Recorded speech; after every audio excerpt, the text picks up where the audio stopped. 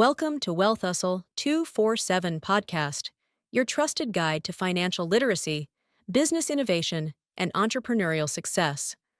Learn how to grow your wealth, make informed decisions, and turn your ideas into profitable ventures.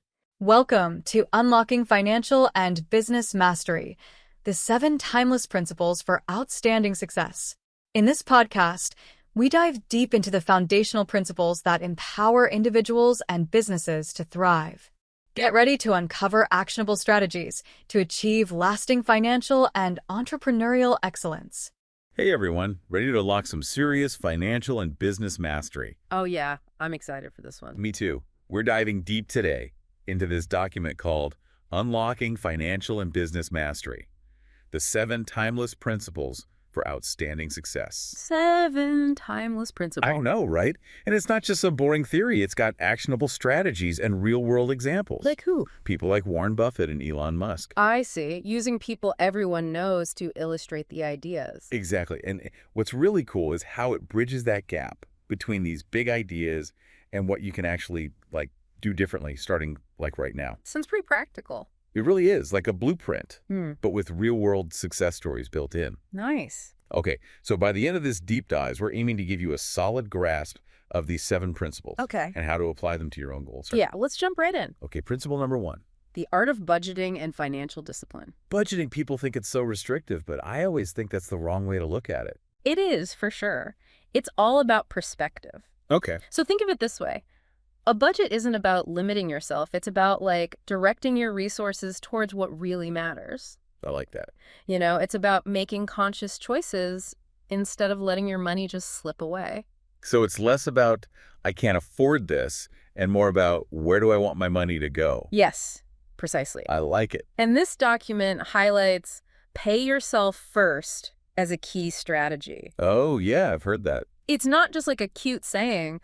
There's a really powerful behavioral reason behind it. Really? Yeah, we humans are wired for instant gratification. That's for sure. If all our income is just there to spend, we tend to overspend, Yeah. But if we can just automatically divert a portion to savings or investments right off the bat, it's like Right. we're tricking our brains into making smarter choices. Oh, I like that. A little mind trick. Yeah, I've tried that automatic transfer thing. And Yeah. it does make a difference. it really does. Out of sight, out of mind. Right. So once we've paid ourselves first, Yeah. what's next? Then it's all about tracking where the rest goes. Go. Track every expense. Every expense? It's the next strategy. Okay, but how do we do that? Well, luckily with today's budgeting apps, you don't need shoeboxes full of receipts anymore. Thank goodness for that. I know, right? It's really about awareness. Okay. You can't manage what you don't measure. That's true. That's true. Right. Those apps do make it really easy, though. Yeah, they're great.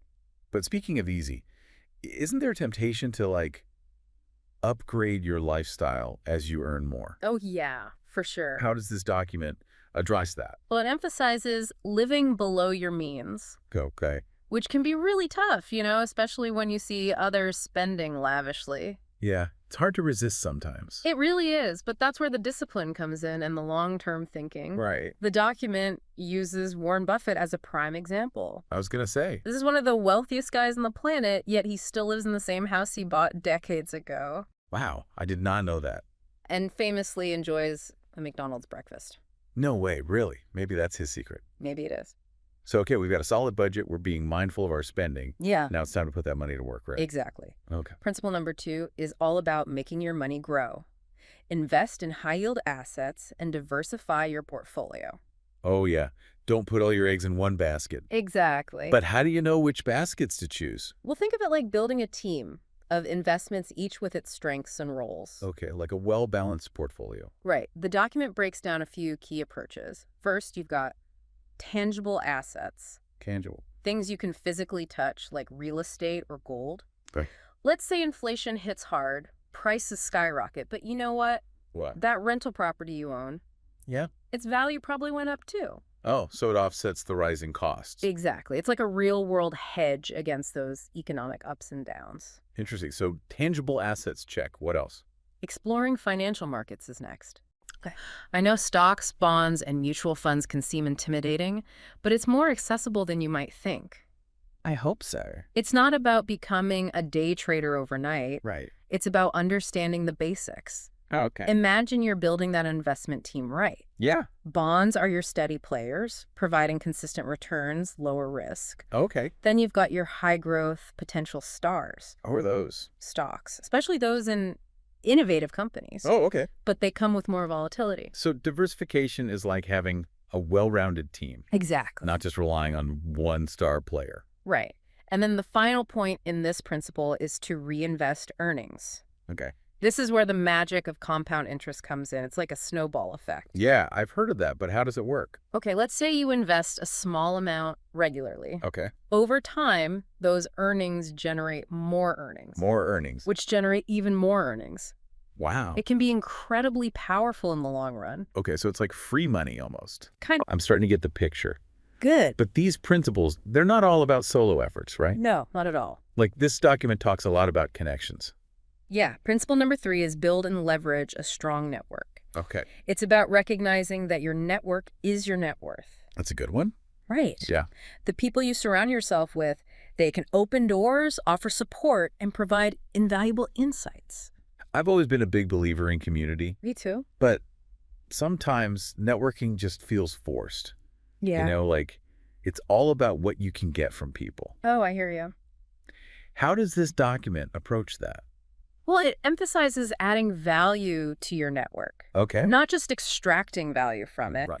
It's about building genuine relationships based on mutual respect and support. I like that. Think mentorships, for example. Okay. The document highlights how valuable it can be to have someone who's like been there, done that, Yeah. guiding you, sharing their wisdom. Yeah. A mentor can make all the difference. can- Like it doesn't have to be some formal arrangement, right? Yeah, at all. It could be anyone you admire in your field. Exactly. A former professor, even a family friend with expertise. Yeah, The key is being open to learning from others right. and actively seeking out those who inspire you. Couldn't agree more. And it's not just mentors, it's about expanding your circle in general, Exactly. like attending industry events, Yep. joining online communities, Conquer? even just striking up conversations with people who share your interests. Yes, definitely. What about online communities, though? Are they as good as in person? Well, the document actually emphasizes that online communities can be especially powerful. Oh, really? Yeah, think about it. You can connect with people from all over the world who share your passions, regardless of where they live. It's true. It's amazing how technology can facilitate those connections. It really is. Speaking of which, how did Facebook start? Oh, that's a good one. Mark Zuckerberg and his college buddies, right? Exactly. It's all about leveraging a network. Zuckerberg's story is a classic example. I can see why they chose him. Yeah, his early connections with venture capitalists played a major role. Really? Yeah, in securing funding and scaling Facebook into the global phenomenon it is today.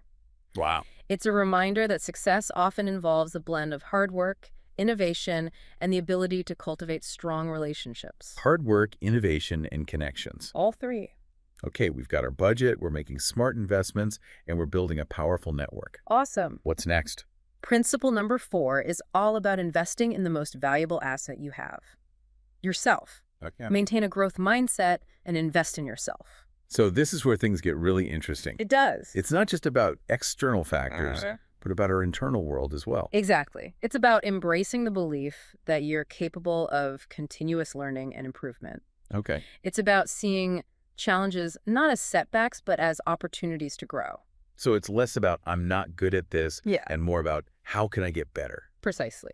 The document emphasizes committing to lifelong learning. Lifelong learning. Okay. And it's not just about formal education. So what is it about? It's about constantly seeking out new knowledge and skills, As a- whether through books, podcasts like this one, online courses, workshops.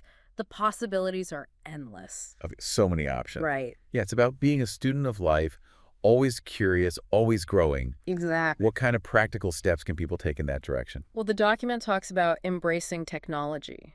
Technology. Yeah, we live in a world of rapid technological advancements. That's for sure. And staying up to date with the latest tools and platforms can be crucial for success in so many fields. That's true, but it's so overwhelming to keep up, you know? It really can be. Yeah. But there are ways to make it manageable. Like what? Start by identifying the areas where technology can be most impactful in your life or career. Okay. Then focus on learning just the essential tools and platforms in those areas. So being strategic about what you learn. And what about when we make mistakes? They happen. They do. How does this growth mindset deal with failure? It sees failure not as an end, but as a beginning. A beginning. Yeah, it's an opportunity to learn, adapt, and come back stronger. Okay. Do you have a favorite example of someone who embodies this growth mindset? Someone who took their failures and turned them into fuel for success. The document uses Elon Musk, Oh, that's a good one. and I think his journey is incredibly inspiring. Inspiring. How so? He's experienced his fair share of setbacks. Yeah, with Tesla and SpaceX. Exactly, but he never gives up. He keeps going. He analyzes those failures, learns from them, and uses them to refine his approach. So it's all part of the process. Right. His unwavering commitment to learning and adapting has led to some truly groundbreaking achievements. That's true. He's a perfect example of how a growth mindset can lead to breakthroughs. I think so too. Okay, we've covered budgeting, investing, networking, and personal growth. That's a lot. It is. What's next? Let's talk about navigating the inevitable bumps in the road. Practicing smart risk management. Risk can be a scary word, It can be. but I'm starting to understand that it's also where the potential for growth lies. Right. How does the document approach this topic? It emphasizes that risk comes from not knowing what you're doing. Okay. It's not about avoiding risk altogether. So what is it about? It's about making informed decisions, True. doing your due diligence, gathering all the necessary information, and carefully weighing the potential risks and rewards. So it's less about being reckless and more about being prepared. Exactly. Due diligence is key here. Okay. Whether you're considering a new investment or launching a business venture, it's crucial to research thoroughly and understand the potential risks involved. That makes sense. Laying a solid foundation. Right. What about protecting ourselves from those unforeseen events, those things you just can't predict? That's where insurance comes in. Okay. It's often overlooked, but it's a crucial part of risk management. It helps to mitigate potential losses and provides a safety net in case of unexpected events. So it's like a backup plan. Exactly. Are there specific types of insurance the document recommends? It emphasizes the importance of having adequate coverage for your specific needs. Okay. It could be business liability insurance, health insurance, disability insurance, or even just a simple renter's insurance policy. Okay. So just making sure you're covered. Yeah. Having the right coverage can give you peace of mind and protect you from financial ruin. Right. So insurance is about managing the what ifs. Exactly. But are there other things we can do to create a sense of financial security? Absolutely. Building an emergency fund is crucial. Oh, yeah, I've heard about that, but how does that work? This is a separate stash of savings specifically for those unexpected events. Okay. Like job loss, a medical emergency, a major car repair. Those awful things no one wants to think about. Yeah, but having that cushion can help you weather those storms without totally derailing your long-term financial goals. That makes sense. So how much should people aim to have in their emergency fund? The document suggests having 3 to 6 months worth of living expenses set aside. Wow, that seems like a lot. It might, but think of it as your financial safety net. A safety net. Yeah. The 2008 financial crisis, it really showed how important risk management is. Didn't it?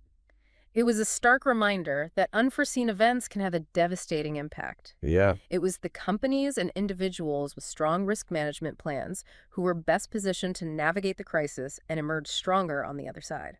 So risk management isn't about living in fear. Not at all. It's about being prepared and making informed choices. Exactly. All right, so we've covered risk management now. Let's shift gears and focus on the customer. Okay. What's principle number 6 all about? This one's crucial for anyone in business or really anyone striving to make a positive impact. Okay. Focus on providing value. Providing value. Yeah. It's about putting the customer first, solving problems, and exceeding expectations. I like that. It's about shifting from what can I get to what can I give. Yeah. How do we make that shift, though? That's a good question. Well, it starts with understanding your market. Understanding your market. Who are you serving? Okay. What are their needs, their desires, their pain points? Their pain points. So what are their problems that you can help them with? Yeah, once you have a deep understanding of your target audience, you can start brainstorming ways to create products or services that truly meet their needs. So it's about putting yourself in the customer's shoes Exactly. and truly understanding their perspective. Yeah, and it's not just about meeting their needs. It's about exceeding expectations. Exceeding expectations. It's about going above and beyond to deliver exceptional products or services that truly delight your customers. So it's about making them feel valued. Yes. Okay, but how do we know if we're hitting the mark? Oh, yeah, good point. How do we ensure we're providing the right kind of value? That's where seeking feedback comes in. Oh, I see. Asking them what they think. Yeah, right. It's about actively listening to your customers, taking their feedback to heart, and using it to continually improve and refine what you offer. So it's a constant process of learning and adapting. Yeah, exactly. Do you have a favorite example of a company that's really mastered this? A company that's really good at providing value. Yeah. Amazon. Amazon's a classic example. Their customer-centric approach has become legendary. It really has. From their vast selection of products. It's true. They have everything. I know, right? Yeah. And their lightning-fast shipping Yeah, that 2-day shipping. and seamless user experience, they've consistently focused on making the customer's life easier and more enjoyable. It shows they're a global e-commerce giant. They are. Yeah. And their success is a testament to the power of putting the customer first. I can see why they're the example. Yeah. Okay, we're on to the final principle. The final one. You ready to bring it home? Let's do it. Okay. Principle number 7 is all about having a roadmap for success. Have a clear vision and plan for growth. A vision and a plan. It's about taking those aspirations and turning them into concrete, actionable steps. I've always been a big believer in setting goals, Me too. but sometimes it feels like they're just floating out there. Yeah. How does this document suggest we ground them and actually make them happen? It emphasizes the importance of setting SMART goals. Okay, I love acronyms. What does SMART stand for? Specific, measurable, achievable, relevant, and time-bound.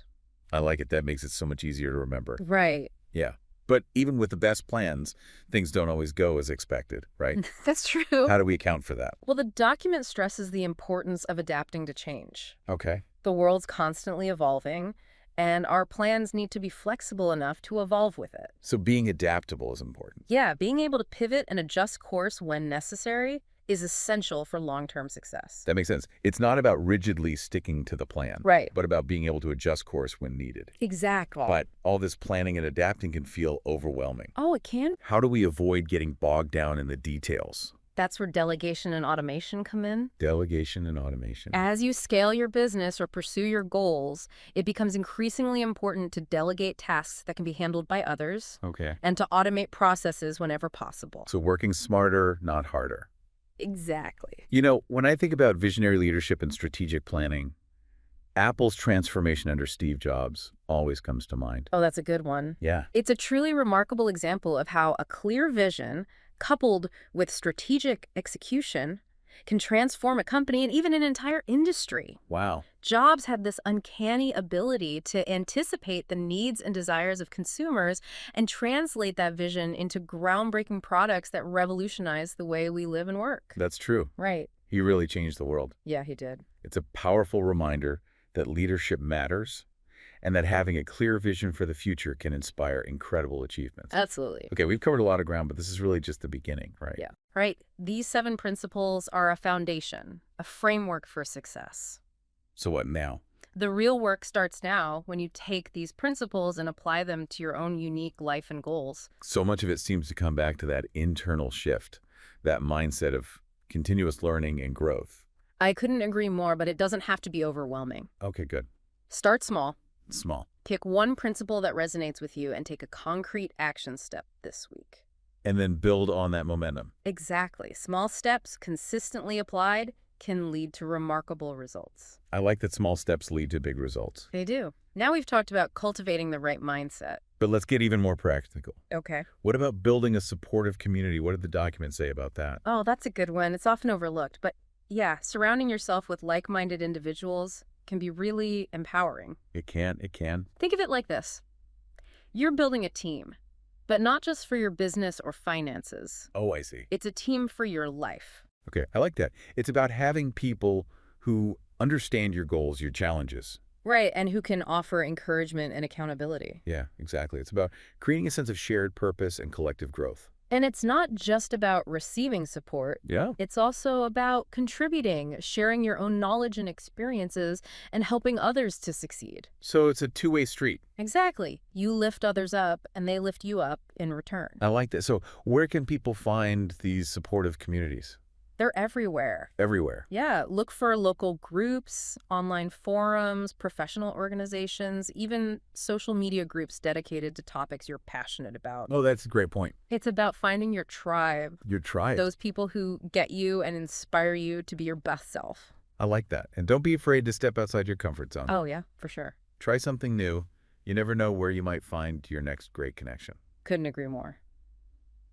That reminds me, we talked about embracing technology earlier. That can be a powerful tool for connection, right? Absolutely. Technology has opened up a whole new world of possibilities. For building communities. Yeah, and connecting with like-minded people from all over the world. Regardless of where they live. Exactly. It's amazing, but it's not just about connection. No. It's also about using technology to enhance our learning and productivity. Right. There are so many incredible tools and resources available online I know, right? that can help us learn new skills, streamline our workflows, and achieve our goals more effectively. It can be a bit much, though. We can. It's easy to get caught up in all the notifications and distractions I agree. We need to be conscious of how we use technology. so that it serves us. Yeah, not the other way around.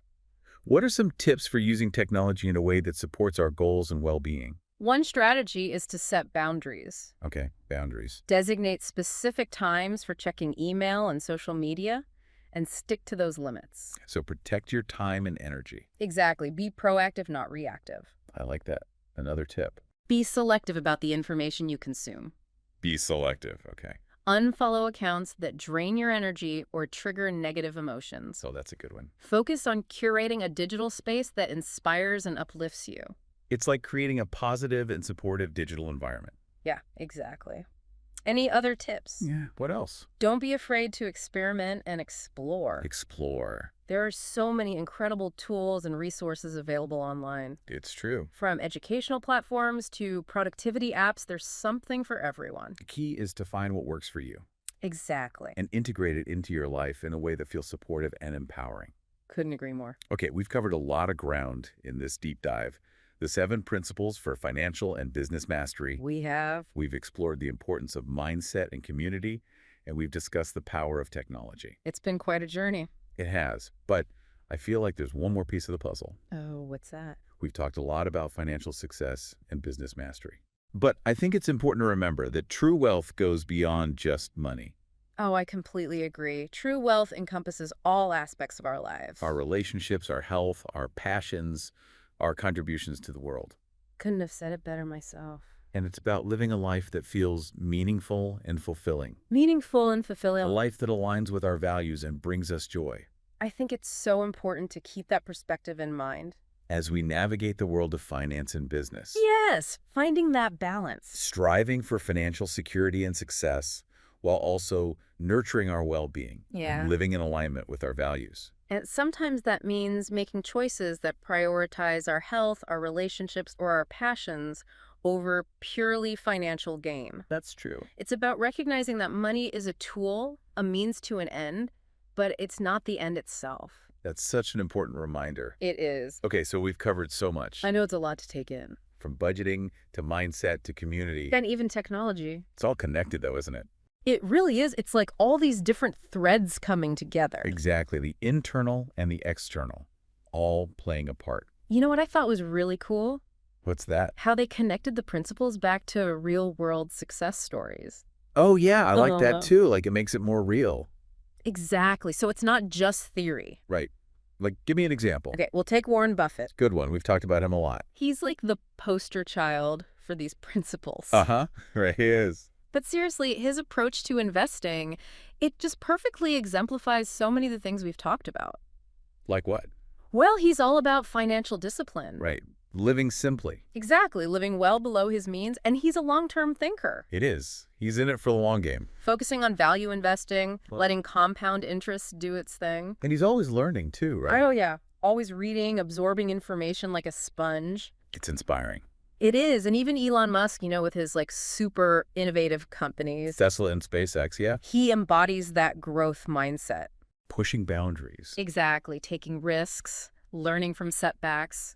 It makes it feel more attainable, you know? I think so too. These aren't just abstract concepts. Right. They're strategies that real people have used to achieve amazing things. Yeah, And ultimately, that's what I hope you take away from this. the sense of possibility. Exactly, that you have the power within you To create your own success story. to unlock your own financial and business mastery, no matter where you're starting from. I love that. So what's our call to action then as we wrap up? Well, remember those SMART goals. Specific, measurable, achievable, relevant, time-bound. You got it. Don't just let those goals sit there on a piece of paper. Right. They need to be put into practice. Pick one, even a small one. Small goal. Break it down into steps. What's one thing you can do like today to move towards that goal? Okay, one step at a time. And remember, if you get stuck, reach out to your network, your community, Yeah, I don't have to go it alone. Exactly. And don't forget to celebrate your wins along the way. Celebrate the wins. I like that. Every step forward is a victory. It is. It really is. And that's it for today. Wow. This has been such an insightful deep dive. Thanks for being here. My pleasure. Thanks for having me. Until next time, everyone, keep diving deep. That's it for today's episode of Wealth Hustle 247. Be sure to follow, like, comment, and share with others. Keep pushing toward your goals, and we'll see you in the next episode.